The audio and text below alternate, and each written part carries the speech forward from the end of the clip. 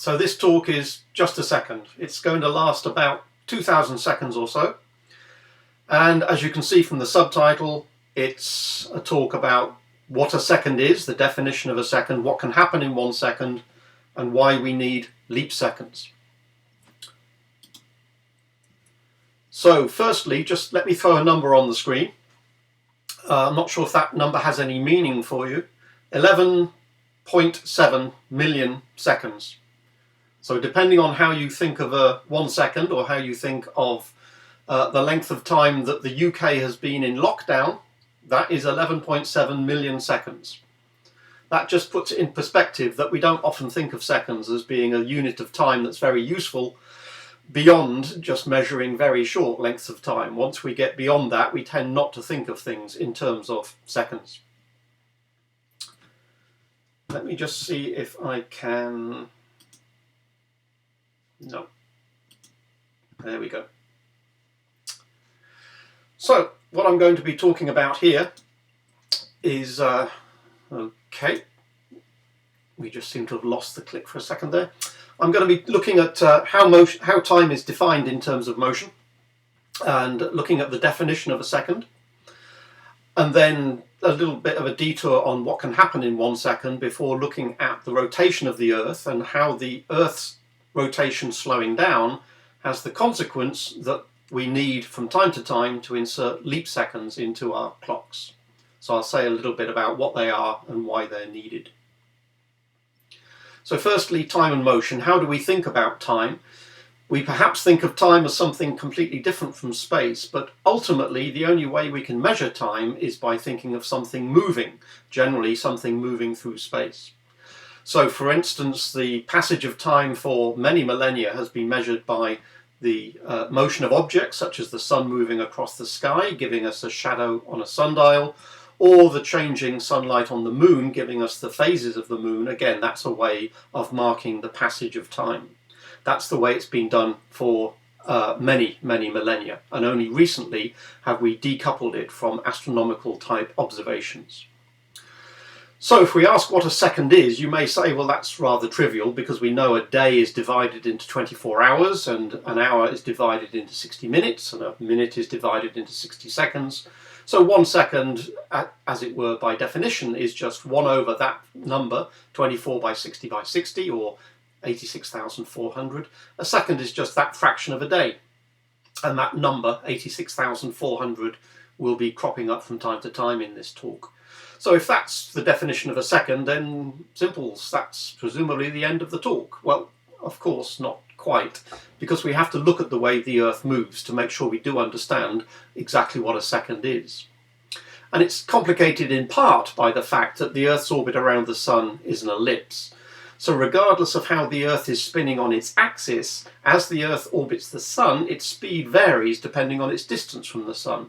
You can see on the left the distance that the Earth will move in 1 month is quite a large angle there when it's closer to the Sun, compared to when it's further away from the Sun, where 1 month actually the Earth sweeps out the same area but clearly a smaller arc. And so the speed at which the Sun appears to cross the sky will change depending on whether we're close to the Sun or farther from the Sun. So this diagram is exaggerated somewhat. The Earth's orbit is an ellipse, but not quite as eccentric as this would indicate. The eccentricity is only about 1% or so. But that means that if we were to look at where the Sun is in the sky, that would be our first instinct for making a note of how the Earth is turning or how time is passing. If we photograph the Sun at the same time of day throughout a year, we get a so-called analemma, as you can see on the left there. So the Sun's position changes in terms of height above the horizon, but also it's not at the same position east-west at a given time of day. This particular analemma was photographed at noon over the course of a year. So the north-south variation is a result of the Earth's tilt, the 23.5 degree Earth's tilt. In the northern hemisphere, as we all know, the Sun is higher in the sky, appears higher in the sky in summer, and lower in the sky in winter. This particular analemma was taken in the northern hemisphere, so we know that the Sun was down there in December and high in the sky in June. But you can see that there's a quite distinct east-west variation. The sun doesn't reach the same point in the sky at the same hour, for instance, at noon. And we know that from what we've just seen in the previous slide. The east-west variation is a result of the Earth's speed changing in its elliptical orbit around the sun, and that's why the sun is sometimes a little bit east and a little bit west of the meridian at local noon. So you get this characteristic figure of 8 type arrangement whenever you photograph the sun like this. It takes a bit of patience because you effectively have to take an image of the sun every few days over the course of a year. But with digital cameras, these can be composited quite easily. And the Earth spins on its axis, but that means that because of what we've just seen, the analemma shows us that the sun doesn't reach the same point in the sky at the same time of day, and we know that's because of the Earth's elliptical orbit. It's nothing to do with the spin of the Earth. It's not the Earth's period, it's not the spin of the Earth changing over 24 hours, it's the fact that as the year goes round, the Earth changes its position relative to the sun and its orbital speed changes. So that's why sundials don't work particularly well. They can be off by anything up to 15 minutes fast or 15 minutes slow, depending on the time of year. So if we did want to actually record or measure the actual spin rate of the Earth, how long does it take for the Earth to spin once, we need something more accurate than a sundial because of the Earth's orbit around the sun. And when I talk about the length of the day from now on, I'm not talking about the period between sunrise and sunset. I'm talking about the length of the day as the period, the length of time it takes the Earth to rotate once relative to the sun. So, since 1968, the second has had a very precise definition. That many oscillations of a cesium atom, or more accurately, the microwave radiation corresponding to a transition between two energy levels in a particular isotope of cesium, cesium-133. That has been defined as the second, and that is called the cesium standard. It was set up 50 or so years ago, and it has proved to be a very reliable source of timekeeping. This is one of the very early masers that were constructed, and effectively that is one of the earliest atomic clocks, about a couple of meters or so in size. It's effectively a large microwave cavity in which cesium atoms are held, and then microwaves are absorbed and emitted by the cesium atom, and the frequency of those microwaves is measured. Using atomic clocks, we can measure time precisely to better than 1 nanosecond per day, or if you prefer that, 1 second in 30 million years. That's the typical drift rate of one of these atomic clocks. How can you tell if an atomic clock is drifting? That's easy. You build 2 of them and compare them against each other. In practice, there's dozens of them throughout the world, or many hundreds, possibly even more than that throughout the world, and you simply cross-check against them all to see whether or not they are drifting. Original atomic clocks were a couple of meters or so in size. These days, NASA are developing something a little more compact. The atomic clock in this particular space probe is this device right at the top here. It's no bigger than about a toaster, smaller than 1 cubic foot or so in size. The idea is that if you can build an atomic clock that works reliably, completely unregulated from Earth, then if you put it on a space probe, then that space probe can know where it is by inertial navigation. As long as it's got an accurate clock, it can know where it is in space relatively accurately. And the more reliable these clocks are, in principle, the more accurate the navigation. And indeed, time does matter even on Earth, let alone for space voyaging. For instance, the GPS system relies on atomic clocks in each of the GPS satellites orbiting at a height above the Earth, and the distance that you calculate in terms of your position on the Earth is based on the time difference between your clock and the clocks of the various satellites. In practice, the clock you have in your GPS receiver doesn't have to be very accurate, but the clocks on the satellites do. Because if any clock in a satellite is wrong hypothetically by 1 millisecond, that means the distance you calculate to that satellite would be wrong by 300 kilometers. If the clock was wrong by 1 microsecond, then the distance would be wrong by about 300 meters. Good enough to put you in the right town, but not necessarily good enough to tell you whether or not you take the next left turn. And so, of course, in this context, as well as many, many others, accuracy does matter. Microsecond accuracy is simply not good enough for this sort of application. And because we know that an atomic clock will run fast or slow according to the rules of special relativity, depending on how fast they're traveling, and general relativity, depending on how high they are above the Earth's gravity well, both of those will affect the clocks, and so ultimately the clocks will drift over a period of a few days or perhaps a week or two. And so the atomic clocks in GPS satellites are resynchronized every few hours where possible to eliminate the sort of drift that you would expect even in these very accurate clocks. Because ultimately, if you want your GPS to be accurate to a meter or so, you need nanosecond level synchronization of the clocks. So what can happen in 1 second? Well, computers, of course, can do an awful lot of calculations in a second. At the moment, one of the world's fastest supercomputers is the one shown in the picture there. That's at Oak Ridge National Laboratory, and that can do a lot of calculations a second. The number in red isn't quite complete. I've left a few zeros off. That's a little better, but that's still got a few zeros missing. That is the actual number of calculations that it can do in 1 second. 200,000 million calculations a second. 200 petaflops. That is a huge amount of calculations it can do in a second, but bear in mind that there are some calculations, some simulations that need to be done, for instance simulations of the early universe. If run on this computer, the simulation might take days, weeks, or even months of number crunching, even doing 200 petaflops in terms of its number crunching capability. So clearly an awful lot can happen in 1 second, but even then we still might need many, many seconds of computer time to run some of these very complex calculations. And in terms of 1 second, well, we all know that light travels an awful long way in 1 second. In old money, 186,000 miles. That's what it was when I was a kid. Now it seems to be 300,000 kilometers that it can travel in 1 second. If we think of man-made objects, well, the two of the fastest man-made objects are the Voyager probes that are currently leaving our solar system, but they're traveling at a rather pedestrian 16 kilometers a second. Fast for a man-made object, but of course very slow compared to something like the speed of light. But if we think of more earthbound measures of what can happen in 1 second, let's just take some statistics from what happened last year on the internet. In 1 second, 300,000 text messages were sent. That gives us an idea of a sort of benchmark of what happens on the internet. 60,000 searches were conducted by either Google or other search engines are available. 75,000 videos were downloaded and viewed per second. Most of these, I believe, involved cats or kittens, but I don't know the statistics on that.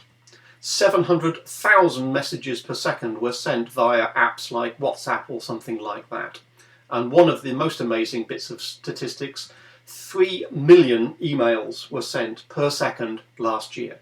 I would imagine this year it's higher. I'd hate to think what fraction of them are actually spam, but 3 million per second is a huge number of emails flying around the world every second of every day. It reminds us that 1 second really does matter when we get down to that level of thinking about clocks and the passage of time. If we come back to the Earth's rotation, atomic clocks, which have now been running for 50 years or so, atomic clocks tell us that the Earth is slowing down. Back in 1968, when atomic time was instigated, the Earth made one turn relative to the Sun in 24 hours exactly. In other words, 86,400 seconds. Thinking of it the other way, if you like, we defined the second as 86,400 of these units is equal to the rotation period of the Earth. So a day was exactly 24 hours by definition in 1968. But the definition of the second hasn't changed, but the Earth has. The Earth is slowing down. Nearly 50 years, or sorry, rather more than 50 years later, after the atomic time was established, we can now realize that the Earth turns not in 86,400, but in 86,400.001 second. The Earth takes 1 millisecond longer to rotate now compared to 1968. Why is this? Well, it's because, in essence, of what happened 4.5 billion years ago. The Earth formed a little over 4.5 billion years ago, and we've got no idea how fast it was rotating at the time, but at some point, roughly 4.5 billion years ago, the Earth was struck by an object about the size of Mars, which we now call Theia. This is the hypothesis that seems to fit all the facts at the moment. The Earth was struck by another object, and it spalled off a huge amount of material. This spallation here effectively condensed and eventually became the Moon. And once the Earth had settled down from the shock of being impacted by this body Theia, the Earth's rotation period was about 5 hours. So the Earth was spinning very rapidly back in the early days, some billions of years ago.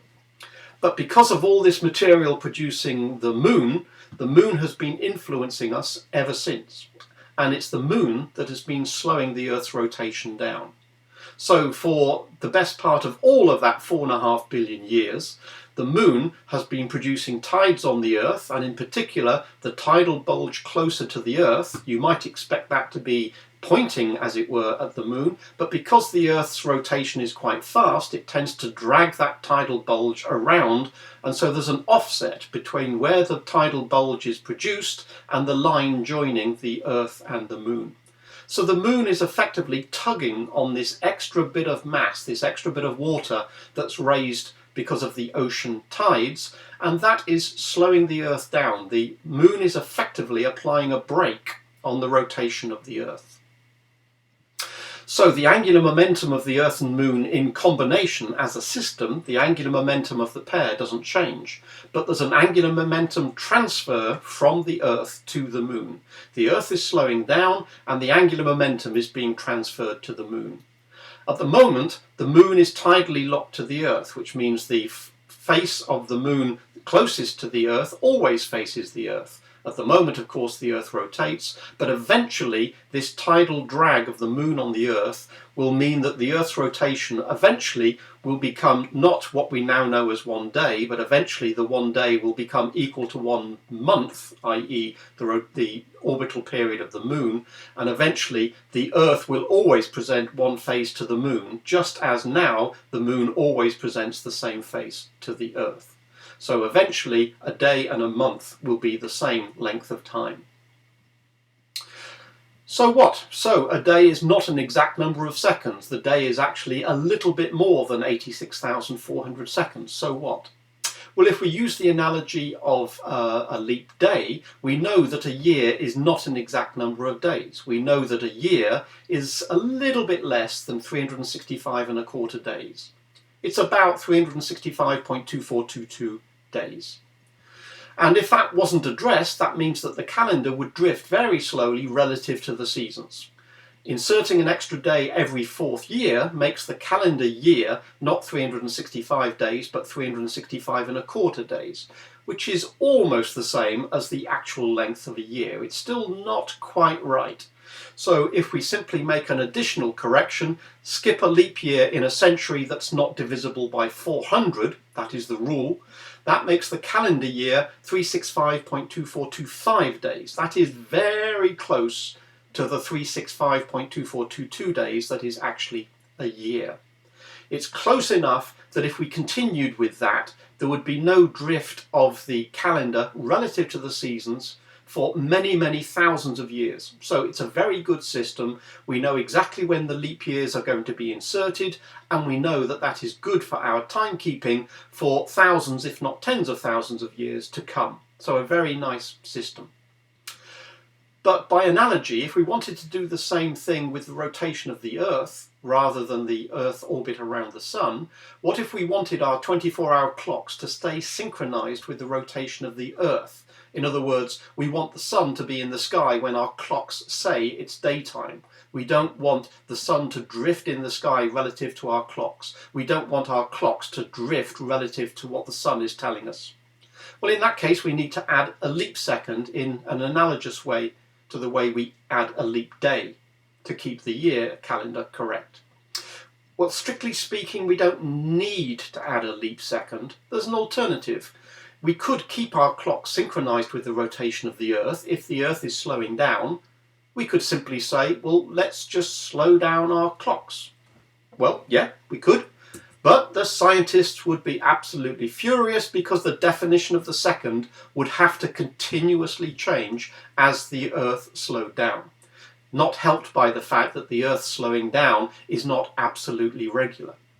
So atomic clocks would have to be set to run slower and slower, or perhaps occasionally faster and faster, to keep in step with the Earth. Having the definition of the second change every once in a while would be completely impractical. So if we don't want to let our clocks slow down, then either we have to let them drift relative to the sun, or we have to add leap seconds. If we have a look at the length of the day, so now we're looking at this rather noisy looking line here, the large black one. Let's ignore this fainter grey one just for the moment. So the length of the day, or strictly the length of the day minus 86,400 seconds, is plotted here on the left-hand side. So it tells you how many milliseconds extra we have in a day. Since the start of atomic time in the 1960s, going up to not quite now, but a couple of years ago. And you can see that back in the 1960s, the Earth was rotating in 24 hours plus 2 or 3 milliseconds. And then it started speeding up again. Then it slowed down a bit, then it speeded up again, then it slowed down a bit. On top of it, you can see what looks like noise, but actually this variation here is not noise. If you look closely, you'll see it's structured very clearly on an annual basis. The Earth speeds up and slows down year on year throughout the tropical year. And that's a result of the atmospheric circulation.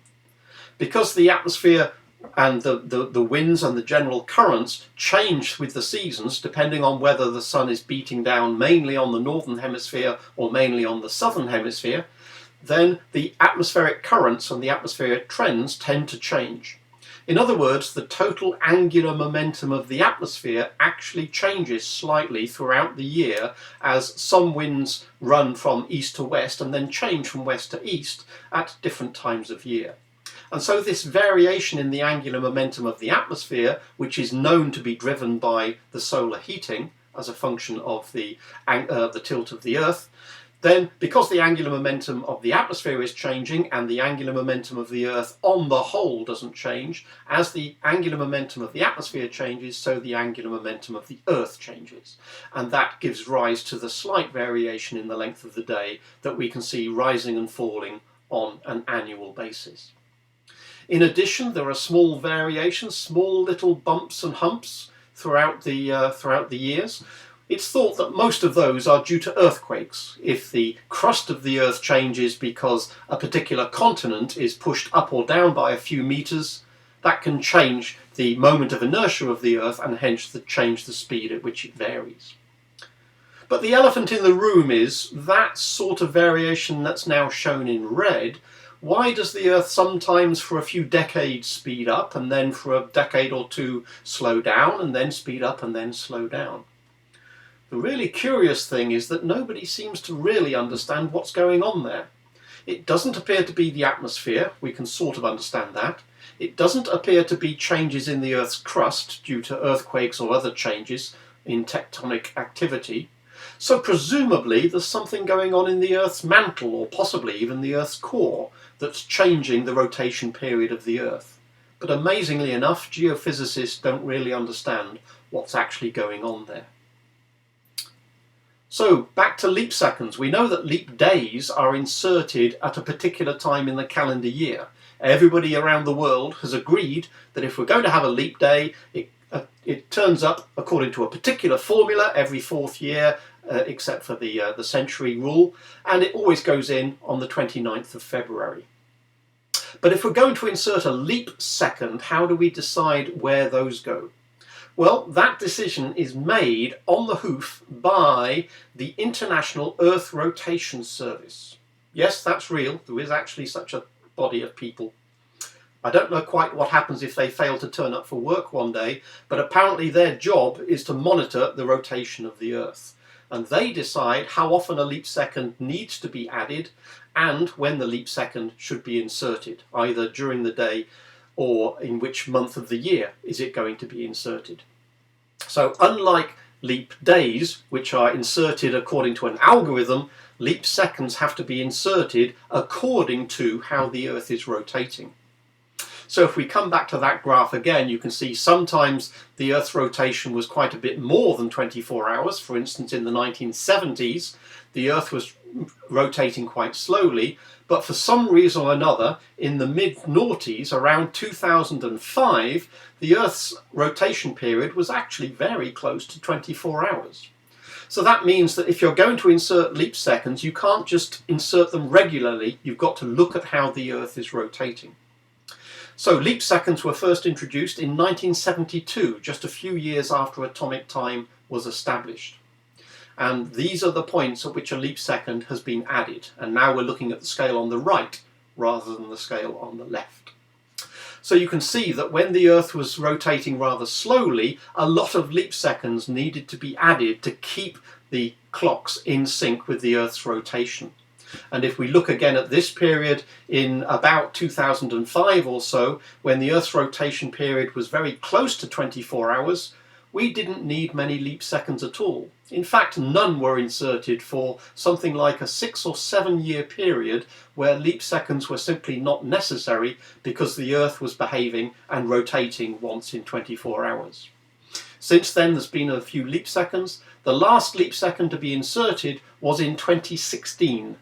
And at the moment, the Earth's rotation, again, it started slowing down for a while and then it seemed to speed up. So at the moment, we're down here somewhere, again, fairly close to 24 hours, and we haven't needed a leap second since 2016. But the point is, we won't really know if we need another one unless we keep watching the Earth. We can't predict what the Earth is going to do next year or the year after or the year after that, because we don't understand exactly what these variations are produced by. If we are going to put in a leap second, what does it actually look like? Well, you know what a clock looks like as it goes through midnight. It goes from 23:59:59 through to all the zeros of the next day when the clocks reset for the start of the next day. But if it's decided that a leap second is required, they're normally inserted at midnight because that makes sense. And what happens is that 59:59 is followed by 59:60. So the last minute of the day actually contains 61 seconds. So if anybody asks you how many seconds are there in a minute, the answer is not 60. The answer is usually 60, but every once in a while 61 seconds define a minute whenever we have a leap second. So when are you going to put it in? Midnight? Well, fine, but which midnight? Midnight is different for everywhere on the Earth. If Japan decided to insert a leap second at midnight, they would do it before India decided to put in a leap second at midnight, which would be before Europe decided to put in a leap second at midnight, which would be many hours before America decided to add a leap second at their midnight. If everybody did that, then clocks would be unsynchronized for that entire day. Unless you insert a leap second at the same instant everywhere in the world, clocks around the world would be out of sync by up to 1 second. Does 1 second matter? Well, we've already seen what computers can do in 1 second. In a world of global electronic finance, an awful lot of transactions can take place between one country and another in 1 second. If you get your clocks wrong, just imagine how many $1 billion could be lost because two banks are not synchronizing their clocks regarding the transfer of money from one place to another. So yes, it absolutely matters. And that's one reason that people really don't like leap seconds. You can't tell when they're coming. Retrospectively, you can keep a record of when a leap second was introduced in the past. We've had 25 or so leap seconds over the last 50 years, and there's a record of when they were inserted. But you don't know when the next one is coming. At most, you get a few months' notice. The Earth Rotation Service will monitor the Earth, and they will say, according to what the Earth is doing this year, I think we'll need a leap second at the end of June or the end of December of next year. They'll give every organisation in the world 6 months' notice that a leap second is going to be introduced. But because you can't tell more in advance than a few months, unlike a leap day, which you know hundreds of years in advance whether or not a particular year will have a leap day, you can't do the same with leap seconds. Some computer systems really don't like leap seconds.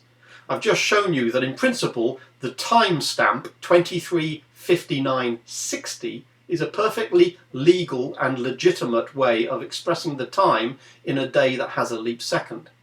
If you try inputting a time of 23:59:60, some computers accept it, some computers crash. It is a fairly significant problem that some computer operating systems do not understand leap seconds and will not allow you to put in the time according to a perfectly legitimate legal leap second time.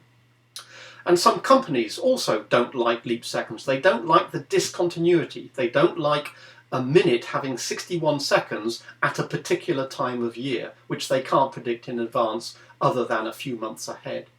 For instance, Google tend to take that leap second and they do not insert it at the end of the day. They take the leap second and instead of having 61 seconds in that final minute, they add a leap second a few microseconds at a time continuously throughout the day that's supposed to have a leap second. They do that by running their clocks slow. They run their clocks by a precise amount slow such that by the end of the day they've made up that leap second. Google do that to avoid the discontinuity. As far as I know, nobody else does, which means Google clocks are not in sync with anybody else's clocks during that day of a leap second.